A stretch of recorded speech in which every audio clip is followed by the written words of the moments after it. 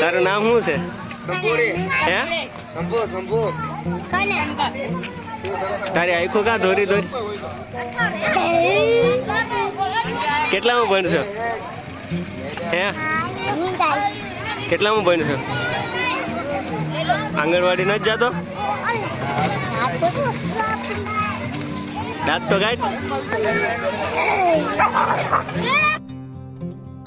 જૂનાગઢમાં છેલ્લા ઘણા વર્ષથી યુવાનો દ્વારા ચાલતા હ્યુમેનિટી ફર્સ્ટ એનજીઓ દ્વારા શહેરના જુદા જુદા સ્થળોએ નાસ્તાનું વિતરણ કરવામાં આવ્યું હતું.